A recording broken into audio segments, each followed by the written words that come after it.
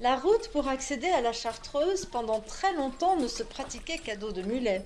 Il fallait se fier à un guide. La route était périlleuse, étroite, parfois bloquée par des éboulements.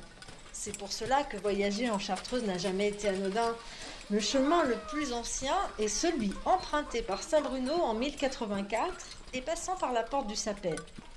Près de 900 ans plus tard, l'artiste Arcabas, de son vrai nom Jean-Marie Pirot, emprunte à son tour la route reliant Grenoble à Saint-Pierre de Chartreuse.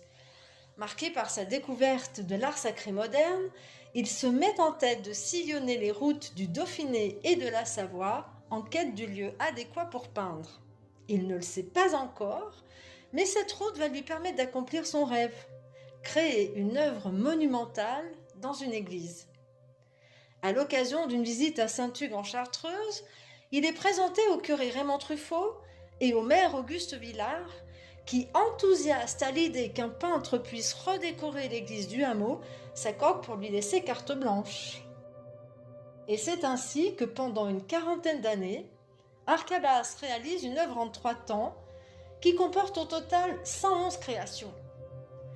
Aux toiles de jute exprimant la vie divine et humaine s'ajoutent d'abord des vitraux, des candélabres, du mobilier, des incrustations au sol et sur les portes d'entrée.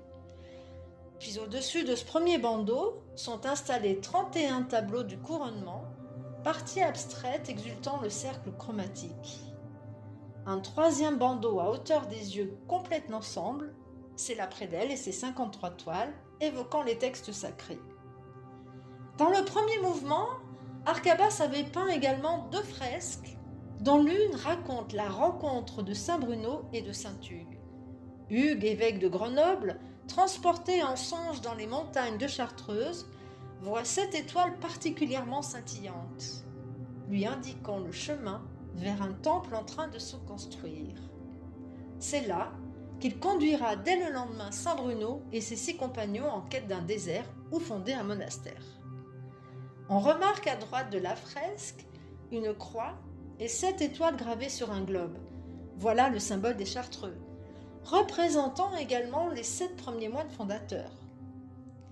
La technique utilisée ici par Arcabas est celle des fresques du Moyen-Âge, où la peinture est faite de pigments de terre ocre, de charbon et de craie, broyés et mélangés à de l'œuf, du sucre et du miel. Devenue musée départemental en 1984, l'église offre un témoignage unique de l'inspiration d'un artiste pour qui la nature et le vivant étaient eux-mêmes sacrés.